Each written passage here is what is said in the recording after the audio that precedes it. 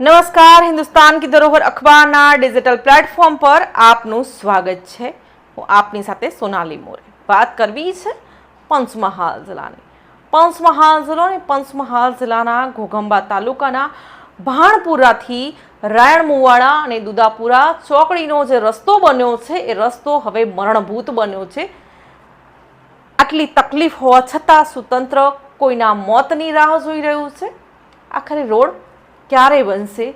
આવા જનતામાં અનેકો સવાલ છે। આના પરથી નક્કી થાય છે કે સરકારી તંત્ર કેટલી હદે આળસુ અને પ્રજાની સમસ્યાઓ પ્રત્યે ઉદાસીન હોઈ શકે છે। તેનો આ જીવતો ને જાગતો પુરાવો ઘોઘંબા મત વિસ્તારના એક સત્તાવાર સરકારી દસ્તાવેજમાંથી સામે આવ્યો છે। ભાણપુરા બસ સ્ટેન્ડથી શરૂ થઈને રાયણમુવાડા ગામ થઈ દુધાપુરા જે ચોકડી છે એ ચોકડી સુધીના 3.20 કિલોમીટરના મુખ્ય રસ્તાને નવો બનાવવા માટે રૂપિયા 2.50 લાખ એટલે કે 2.5 કરોડનું આખું બજેટ સરકારી કાગળ પર મંજૂર કરવા માટે મોકલવામાં આવ્યું હોવા છતાં આજે પણ જમીની હકીકત એ છે કે આ રસ્તો ખૂબ જ બિસ્માર હાલતમાં છે ને લોકો ત્યાંના નરકાગાર જેવી પરિસ્થિતિમાં જીવી રહ્યા છે। અમારી પાસે એવો પણ પુરાવો આવ્યો છે કે આ રસ્તો સરકારના ધ્યાનમાં હોવા છતાં આ જે રસ્તાનું જે કામ છે એ કામને રોકી રાખવામાં આવ્યું છે। જો આ ખરાબ રસ્તાના કારણે કોઈ અકસ્માત થશે ને કોઈના પરિવારના મોભી એવો પતિ પિતા કે કોઈનો ભાઈ કોઈનો દીકરો મૃત્યુ થશે તો તેના માટે જવાબદાર કોણ? શું કાર્યપાલક ઇજનેર માર્ગ અને મકાન પંચાયત વિભાગ ગોધરા આની જવાબદારી લેશે ખરા?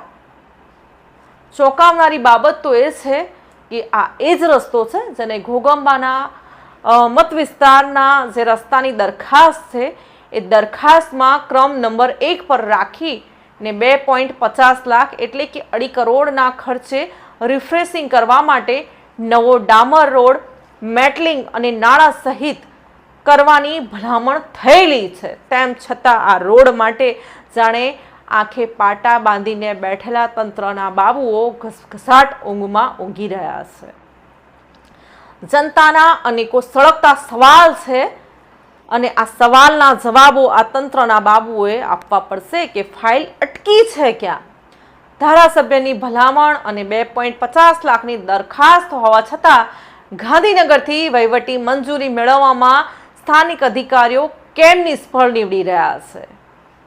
ક્યાંક ને ક્યાંક કટકી કરવાનો મેળ નહીં પડી રહ્યો કે પછી આ રસ્તાના નામે કોઈ વહીવટી ખેલ ખેલાઈ ગયો છે? ફક્ત કાગળ પર દરખાસ્ત બતાવીને જનતાને ક્યાં સુધી છેતરવામાં આવશે?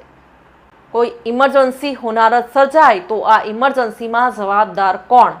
આ માર્ગ પરથી 108 એમ્બ્યુલન્સ फायर ब्रिगेड जेवा वाहनों समयसर पसार थई सकता नथी। जो कोई मोटी होनारत थई तो तेनो हिसाब कोण आपशे? 2.50 लाखनी फाइल पर कयुं सरकारी ग्रहण नड्युं छे के आ जे फाइल छे ए फाइल पर स्थानिक धारासभ्यनी भलामण छे, मार्ग अने मकान विभागे पोते पण स्वीकारी लीधुं छे के आ रस्तो बनावવો जरूरी छे, तो पछी आ फाइल कया टेबल पर अटकी छे? શું ટેન્ડર પાસ કરાવવા માટે કોઈ વહીવટી ટકાવારી એટલે કે કમિશનની રમત રમાઈ રહી છે? આટલી બધી તકલીફ હોવા છતાં માનવ જીવની કિંમત શૂન્ય કેમ? ગ્રામજનોનો આક્રોશ અને ગ્રામજનોના સવાલો ખરેખર સાચા છે? જો આ તૂટેલા રસ્તાના પથ્થરો પરથી કોઈ નિર્દોષ બાઇક સવાર હવામાં ઉછળશે ને કાબુ ગુમાવશે અને કોઈનો વહાલસોયો દીકરો ભાઈ પરિવારનો કમાતો મોભી એવો પતિ પિતા જીવ ગુમાવશે તો શું આ માર્ગ અને મકાન વિભાગના જે કાર્યપાલક ઇજનેર શું આની જવાબદારી લેશે ખરા?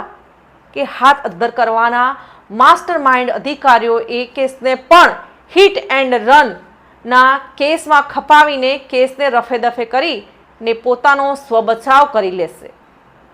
એ તો હવે આવનારો સમય જ નક્કી કરશે, પરંતુ જનતાનો એ જ સવાલ હજુ પણ અકબંધ છે કે આ રોડ ક્યારે બનશે?